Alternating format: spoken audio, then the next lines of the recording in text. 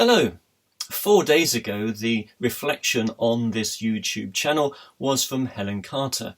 And Helen spoke of the smile that came to her face when she saw a rainbow in the window of a house that she walked past, reminding her of the symbolism of hope that a rainbow brings.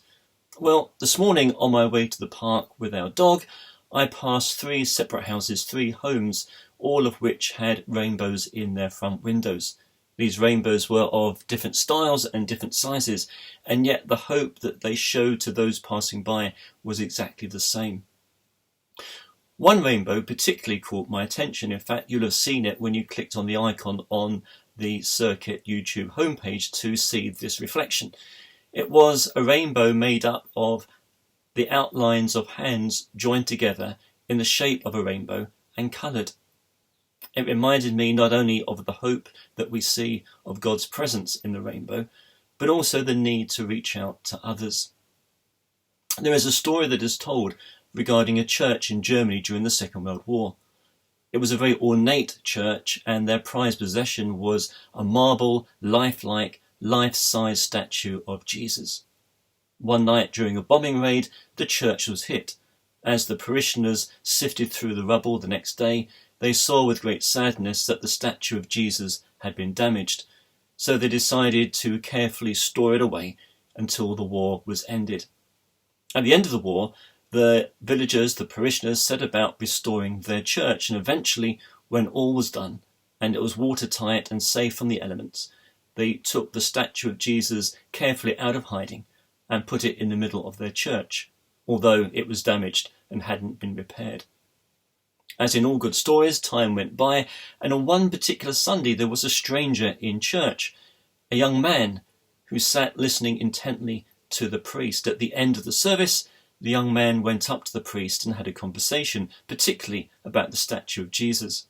It turns out that the young man was a sculptor, and having heard the story from the priest about the damaged statue of Jesus, said he'd be happy to repair it free of charge.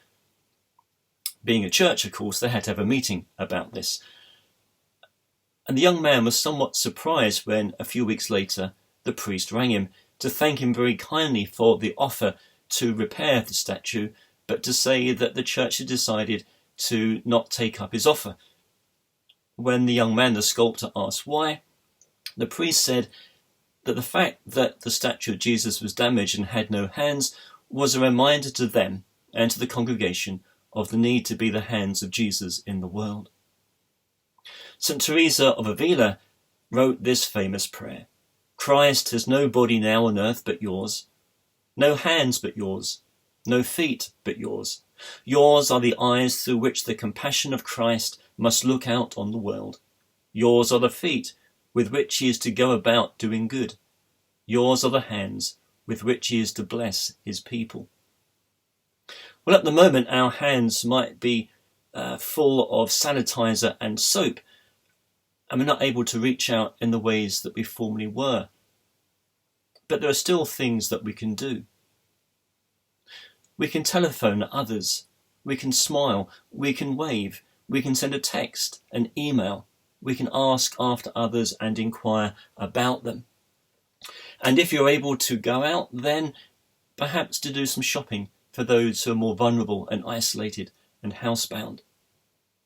We can say thank you to the refuse collectors and the postal workers and the milkmen and those who deliver our parcels from the safety of our doorstep, to thank them for all that they are doing. If we find ourselves in supermarkets, why not say thank you to the person on the checkout? Ask how they are doing. How's their day going? Say thank you to the person stacking the shelves.